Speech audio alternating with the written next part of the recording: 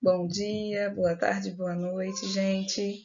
Hoje nós vamos trabalhar um pouco mais sobre adjetivos, agora com a correção da atividade, certo? Quem não está entendendo nada chegou agora nesse canal. Eu estou trabalhando o material do ensino médio, mais especificamente o segundo ano, nas disciplinas literatura, gramática e redação. Nessa atividade, nós trabalharemos com 3 textos. Os 2 primeiros são de linguagem verbal e não verbal, são 2 tiras, e o terceiro será um texto de linguagem verbal. É interessante que quem não conhece a atividade pause em cada texto para compreender melhor do que iremos tratar. E vamos às questões. Primeira questão. Um mesmo adjetivo ocorre 2 vezes nessa tira. Quais são essas ocorrências? Então, a primeira ocorrência é o adjetivo novo, o novo vestido de metal. E a segunda é o adjetivo novíssimo, nada que pareça novíssimo. Letra A, com relação à flexão. Qual é a diferença entre essas duas ocorrências? Qual é a diferença aí? Na primeira ocorrência, o adjetivo é utilizado em seu grau normal, novo. Na segunda, ele é utilizado no grau superlativo absoluto sintético, formado com o acréscimo do sufixo íssimo ao radical do adjetivo novo, ou seja, novo mais íssimo, que aí resulta em novíssimo. B. Considerando o contexto estabelecido no primeiro quadrinho, a segunda ocorrência é fundamental para a construção do efeito de humor.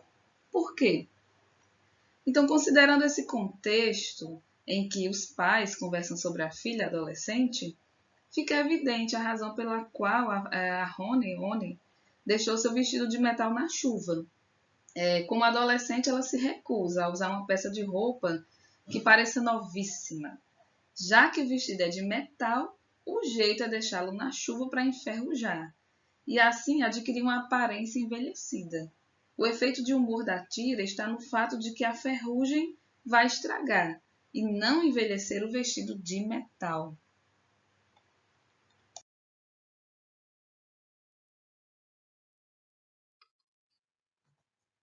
Segunda questão. Na tira, foi utilizado um adjetivo no grau superlativo. Transcreva o trecho em que ele ocorre. Então, seria o trecho, abre aspas, a ponte mais segura do mundo, fecha aspas. Depois, que tipo de superlativo foi utilizado nesse caso? Justifique sua resposta com base em elementos da tira. O grau foi utilizado aí o superlativo relativo de superioridade. Ele indica que os nativos consideram que a ponte falada na tira apresenta um grau de segurança maior do que o encontrado em todas as outras pontes do mundo. O grau, certo? Não é o contexto. Mas vamos para frente. Terceira, explique por que o uso da variação de grau dos adjetivos contribui para a construção do efeito de humor na tira. Então, o uso desse superlativo relativo de superioridade para caracterizar a ponte produz o efeito de humor, já que a imagem do segundo quadrinho revela o contraste entre o atributo que foi caracterizado por esse superlativo e a realidade. Qual é a realidade? A ponte que as personagens devem atravessar está em péssimas condições e não parece nem um pouco segura.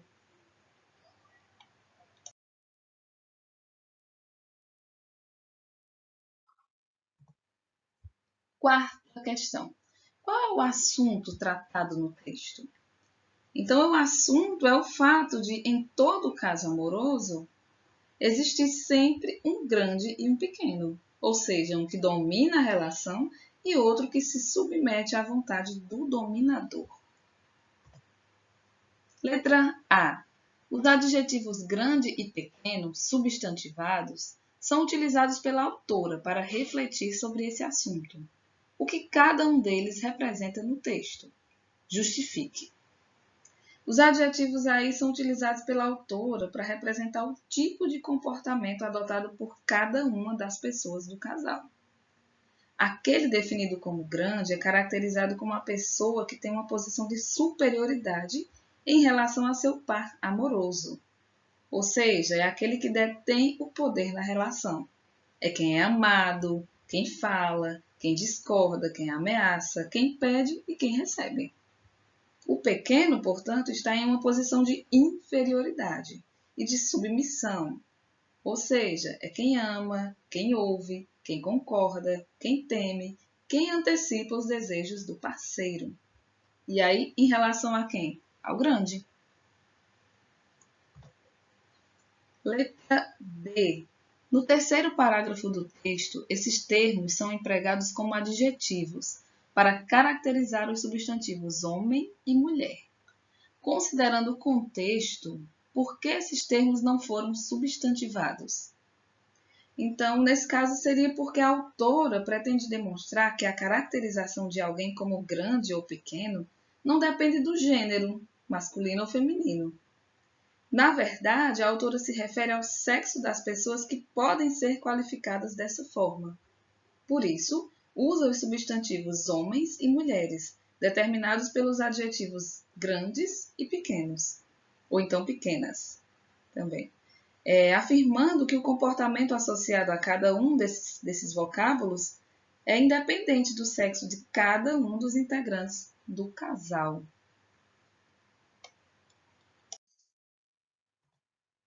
Quinta questão. De acordo com o texto, nem as circunstâncias nem o temperamento determinam que uma pessoa, em uma relação amorosa, seja o grande ou o pequeno. Transcreva a passagem em que é feita essa afirmação. Então, seria a passagem, abre aspas, o grande pode ser o mais bem-sucedido dos dois ou não. O pequeno pode ser o mais sensível, mas nem sempre é assim. Muitas vezes o grande é mais esperto, mas existem pequenos espertíssimos. Fecha aspas. Letra A. Expressões na passagem que você transcreveu indicam características de temperamento e quais revelam uma circunstância. Há uma expressão aí que indica circunstância. É o mais bem-sucedido. Já as expressões o mais sensível, o mais esperto e espertíssimos revelam aspectos do temperamento que podem caracterizar cada um dos parceiros. B. As expressões identificadas por você foram empregadas no superlativo. Por quê? As expressões foram empregadas no superlativo porque a autora pretende destacar o fato de que uma qualidade ou uma circunstância aparece intensificada ou absoluta. Nesse caso aí, em um dos parceiros, né? As expressões o mais bem-sucedido, o mais sensível, o mais esperto exemplificam o superlativo relativo de superioridade, dando a entender o quê? Que no relacionamento, um dos parceiros se destaca em relação ao outro, por apresentar a mesma qualidade, só que em maior grau. Já espertíssimo, formado aí a partir do acréscimo do sufixo íssimo ao radical esperto, é um superlativo absoluto sintético, que indica que um dos parceiros apresenta essa qualidade em alto grau, ou seja, ele é muito esperto. Vamos lá para a sexta questão. Segundo o texto, que acontecimento imprevisível pode ocorrer nesse tipo de relação amorosa? Então, segundo a autora, em algumas situações ou em algum momento do relacionamento, pode haver uma inversão dos papéis assumidos por cada um dos parceiros. O grande pode tornar-se pequeno e o pequeno pode tornar-se grande. Letra A. O grau comparativo de superioridade é empregado para explicar a nova situação do grande e do pequeno. O que o emprego desse recurso sugere a respeito das características que cada um dos integrantes do casal passa a ter após a mudança. Então, um ou outro não só assumirão aí as características do par amoroso, mas também vão expressá-la com intensidade ainda maior do que o parceiro fazia anteriormente. Aquele que adotou uma postura de submissão durante muito tempo acaba por perceber a posição em que se colocou, e aí na nova situação passa a se sentir muito superior àquele a quem amava e ao qual devotava sua existência. Por outro lado, a pequenez do ex-grande também se intensifica na troca de lugares dentro do relacionamento, pois o poder sobre o outro que lhe conferia grandeza não existe mais. Letra B e última. Por que o adjetivo coitado passa a caracterizar o pequeno após ocorrer o fato imprevisível mencionado no texto? Porque ele irá passar por todas as experiências difíceis a que submeteu o parceiro quando a situação estava invertida.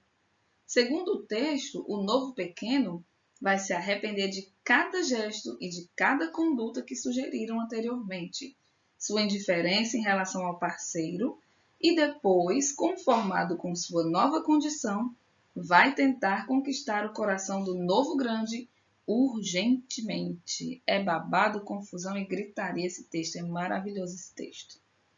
Mas aí a gente para por hoje, a correção feita, ficou um vídeo um pouco mais longo, explicado por quê? Porque a gente tinha muitas questões e eu não queria deixar aí nada passar. Quero que vocês façam as atividades e corrijam e entendam. Então, se surgir alguma dúvida, algum problema, podem me procurar que a gente complementa. Beijos, até a próxima!